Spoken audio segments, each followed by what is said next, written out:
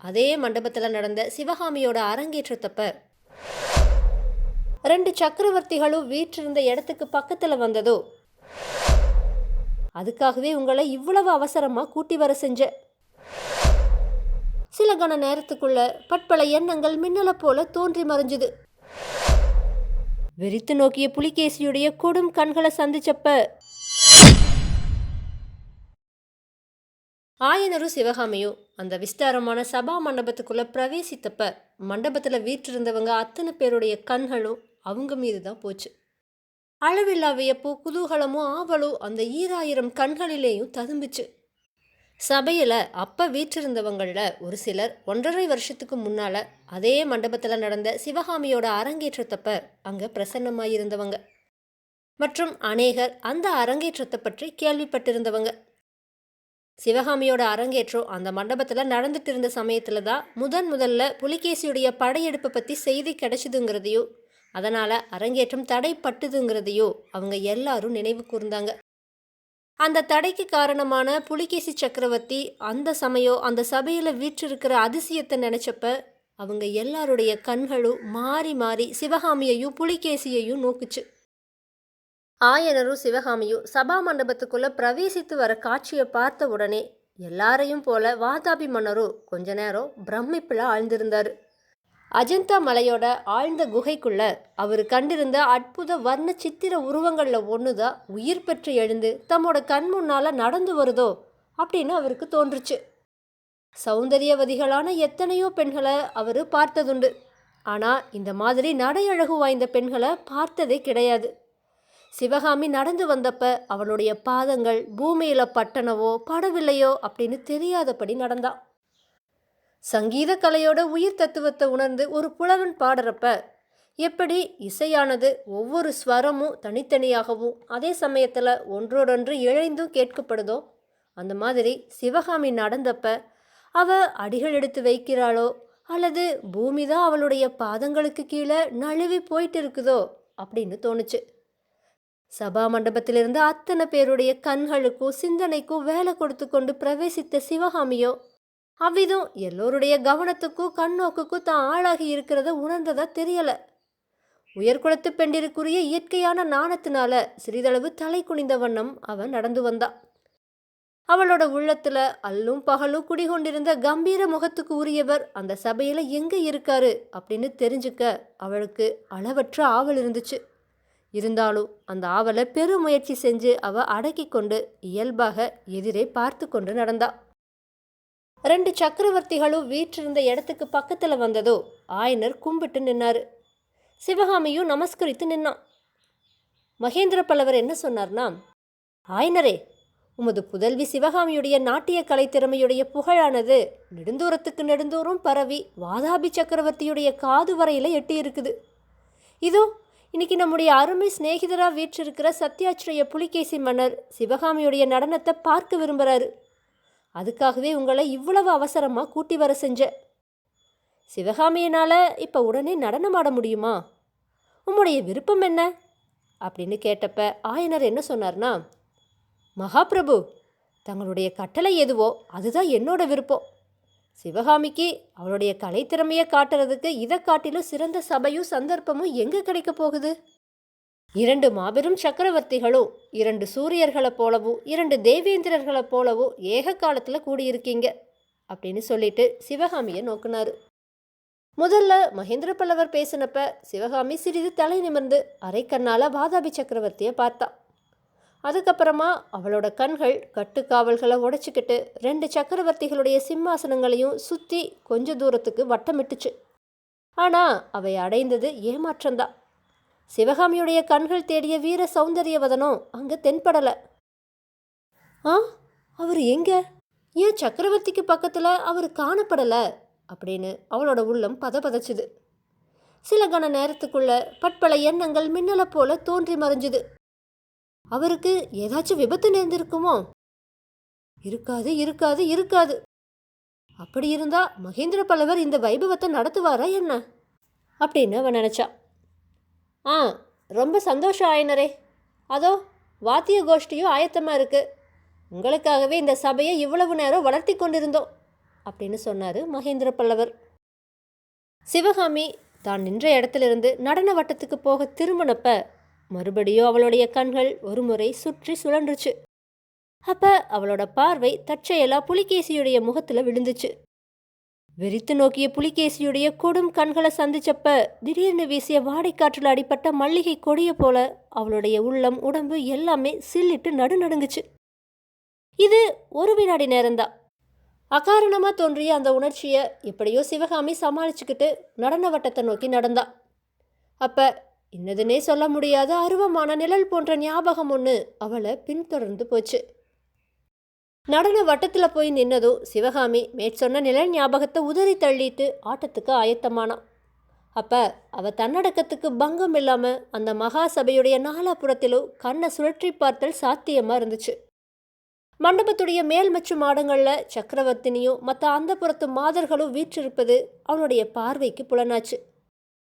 முன்னொரு நாள் அதே மண்டபத்தில் நடந்த அரங்கேற்றத்தப்ப இன்னைக்கு மாதிரியே மாமல்லரை காணாமல் முதல்ல தான் ஏமாற்றம் அடைஞ்சதும் பிற்பாடு அவர் தாய்மார்களோடு மேல் மாடத்திலிருந்து பார்த்து கொண்டிருந்ததா தெரியப்படுத்தியதும் நினைவுக்கு வந்துச்சு. இன்னைக்கோ அவர் அப்படியே தன்னுடைய கண்ணுக்கு தெரியாத ஏதோ ஒரு மறைவான இடத்திலிருந்து தன்னுடைய நடனத்தை பார்த்து கொண்டிருப்பதா அவளுக்கு தோன்றுச்சு.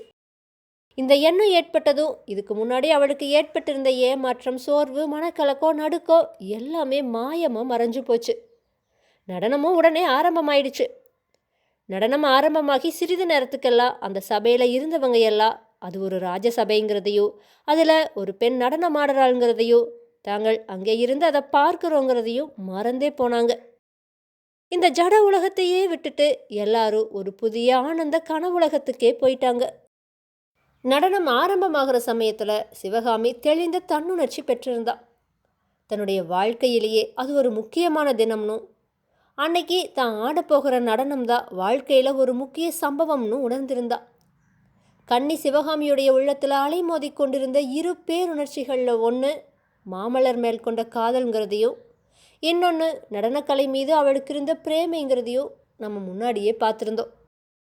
இப்போ இங்கே கூடியிருப்பது மாதிரியான ஒரு மகா சபை தன்னுடைய கலை திறமையை காட்டுறதுக்கு கிடைக்கிறது ரொம்பவுமே அரிது அப்படிங்கிறத ஆயனரை போல சிவகாமியும் உணர்ந்திருந்தா.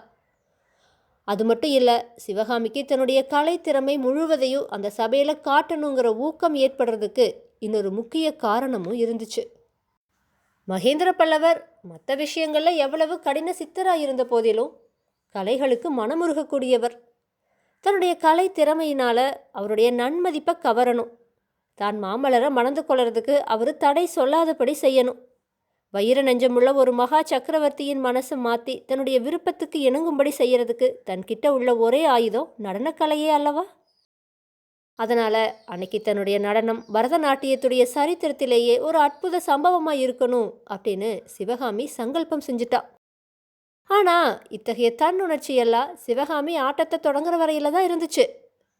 ஆட்டம் ஆரம்பமாச்சோ இல்லையோ, இத்தனை காலமும் சிவகாமியுடைய உள்ளத்தில் குமரி கொண்டிருந்த கலை உணர்ச்சியானது பொங்கி பெருகத் தொடங்குச்சு. சிவகாமி தான்கிற உணர்ச்சி அற்று கலை வடிவமாகவே மாறிட்டா. அதுக்கப்புறம் சிவகாமி நடனம் ஆடலை, நடன கலையானது அவளை ஆட்கொண்டு ஆட்டுவிச்சுது. சிவகாமியுடைய உள்ளமானது நாட்டிய கலையுடைய அம்சங்களாகிற தாளங்களையும் ஜதிகளையும் அடைவுகளையும் தீர்மானங்களையும் பற்றி நினைக்கல. அந்த தாளங்கள், ஜதிகள், அடைவுகள், தீர்மானங்கள் எல்லாம் அவை அந்தந்த இடத்துல ஓடி வந்து சிவகாமிக்கு சேவை செஞ்சுது. சிவகாமியோட உள்ளம் ஆனந்த வெளியில மிதந்து கொண்டிருந்துச்சு. அவளோட தேகமோ எல்லையற்ற ஆனந்த வெள்ளத்தில் அனாயாசமாக மிதந்துட்டு இருந்துச்சு. பார்த்து கொண்டிருந்த சபையோர்களும் ஆனந்த சாகரத்தில் மிதக்கலானாங்க. பரதநாட்டிய வினிகையில் முதல் பகுதியான நிறுத்தம் முடிவடைஞ்சப்பத்தா சபையோர் தாங்கள் சஞ்சரித்த ஆனந்த கனவுலோகத்திலிருந்து பூலோகத்துக்கு வந்தாங்க. அப்போ சபையோட நாலா புறங்களில் இருந்தும் பிரமாதமான கரகோஷம் எழுந்துச்சு. அவ்விதம் கரகோஷம் செஞ்சு தங்கள் மகிழ்ச்சியை தெரிவித்தவங்க 2 சக்கரவர்த்திகளும் கூடத்தான். நடனம் ஆரம்பிக்கிறதுக்கு முன்னாடி சிவகாமியும் ஆயனரும் மகேந்திர சக்கரவர்த்தி கிட்ட கட்டளை பெற்றுக்கொண்டு நடன வட்டத்தை நோக்கி போயிட்டு இருந்தப்ப வாதாபி மன்னர் மகேந்திர பல்லவரை பார்த்து, இது என்ன, இவங்களுக்கு இவ்வளவு மரியாதை செய்யறீங்களே?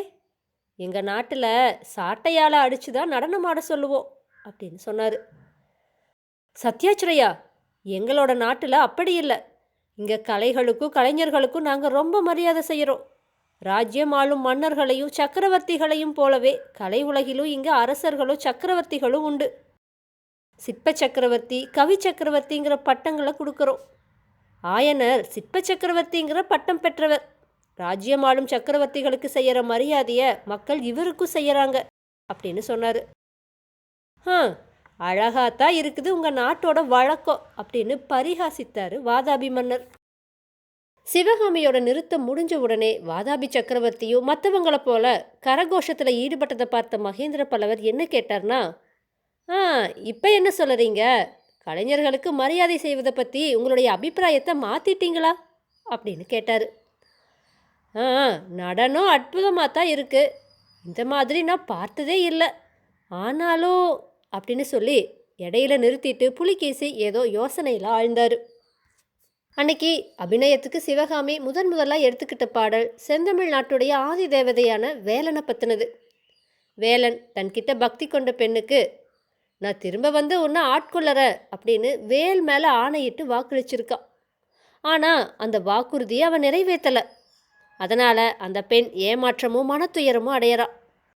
அந்த நிலைமையிலையும் வேலனிடத்தில் கோபம் கொள்ளவோ அவன் மேலே குறை சொல்லவோ அவளுக்கு விருப்பமில்லை. அதனால் குற்றத்தை எல்லாம் வேலனுடைய வாகனமாகிய மயில் மேலே போடுறா. மயிலை நிந்திக்கிறா, கோபிக்கிறா, பலவிதமாகவும் இழிச்சு காட்டுறா.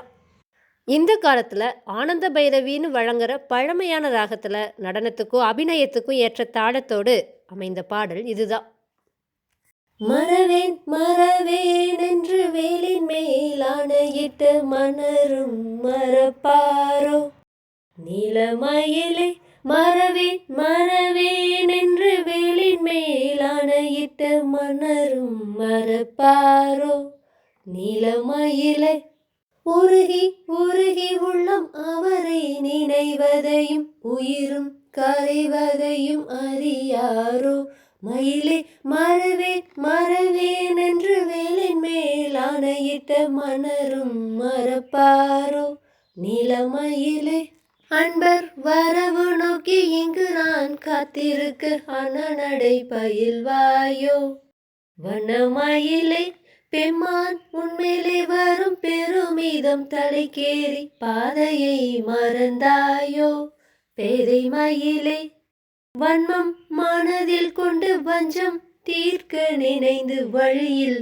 உறங்கினாயோ, வாழி நீ மயிலே மறவேன் மறவேன் என்று வேலின் மேல் ஆணையிட்ட மன்னரும் மறப்பாரோ, நீலமயிலே தன்னிகர் இல்லாதான் தனையற்பால் மையல் கொண்ட மங்கை மீதிறங்காயோ, தங்கமயிலே சொன்னாலும் நீ அறியாய் சொந்த அறிவும் இல்லாய் உன்னை நொந்து ஆவதென்ன வன்கண் மயிலே, மண்ணும் கரிபரிகள் புவியில் பல இருக்க உன்னை ஊர்தியாய் கொண்டோர் தன்னையே நோக வேணும், மறவேன் மறவேன் என்று வேலின் மேல் ஆணையிட்ட மன்னரும் மறப்பாரோ, நீலமயிலே மறவேன் மறவேன் என்று வேலின் மேல் ஆணையிட்ட மன்னரும் மறப்பாரோ, நீலமயிலே.